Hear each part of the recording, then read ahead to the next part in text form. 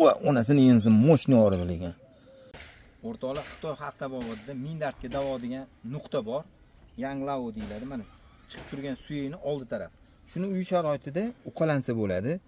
Lekin agar asalari chaqtirilsa, buni effekti yanada kuchli bo'ladi. Mana hozir asalari chaqtiramiz, mana. Va onasini yensin moshni og'ridi lekin. Bahodir asalni o'zi shundoq ham o'zi kasalliklarga davo deyiladi. Qur'onda ham kelgan. Asallari chaqtirganda apitoksin deyiladi, zahar. Nima kasalliklarda foyda beradi?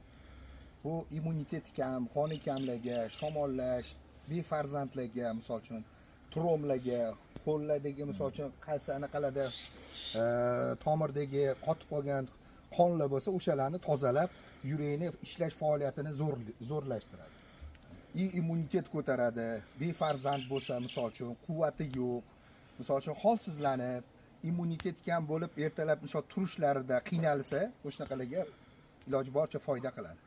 Xullas, kasallikni oldini oladigan profilaktikalarda foyda beradi. Albatta. Lekin uni ham har kim ham chaqtirib bo'lmaydi. Har kimga ham chaqtirsa maylimi, asalchi o'zini tochkalari bor, o'zini anaqalari bor, amaliyotlari. Misol uchun doktorga borsangiz ham kerak bo'lsa, mana shunday dori beradi. Undan misol uchun to'g'ri $100, $200, $1000 desa ham qo'ldan kelgancha qattan bo'lmasa qarz olib bo'lsa ham olib dorini iste'mol qiladi. Bu tabiiy davo, tabiiy foyda qiladigan narsa. Asal mahsulotlari, asal ari propolis, asal ari suti degandek misol uchun bu chaqtirilgan narsa apiterapiya deyiladi. O'sha apiterapiya nomi apiterapiya bu qoni kamlarga, tromblarga, yurak urishlari, shamollash, qorindagi misol uchun damlarni, dam bo'lib qolganlarni misol uchun tozalab, hammasini ideal qiladi qo'ldan kelgan. Xullas, an'anaviy tibbiyot deyiladi, ya'ni meditsina. Masalan, operatsiya bilan bog'liq kasallik bo'lmasa, boshqa kasalliklarda profilaktikada foyda beradi, to'g'rimi? To'ppa-to'g'ri.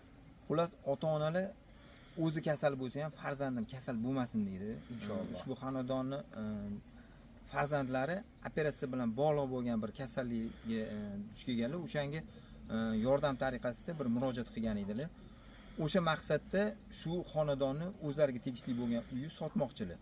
Kim agar uyini arzonga, srochni, ya'ni tezda shoshilib sotadigan bo'lsa, bizga murojaat qilsa, biz bepulga reklama qilib beramiz deb aytgan edik. Shunga murojaat qilishdi.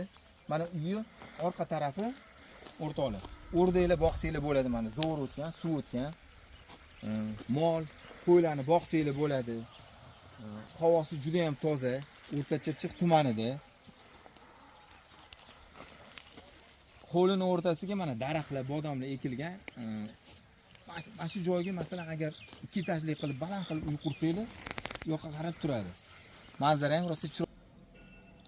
Uyi olgan insonlarga asalarchilikni ham qo'ldan kelgancha o'rgatishadi. O'rgatamiz. Qo'ldan kelgancha. Bonusiga bu. Ota-ona o'zi kasal bo'lsa ham, lekin farzandini kasal bo'lishini xohlamaydi. Shu ota-onaga bir sizlarning yordaminglar bo'ladi. Ushbu videoni yaqin tanish-bilishlarga tarqataveramiz.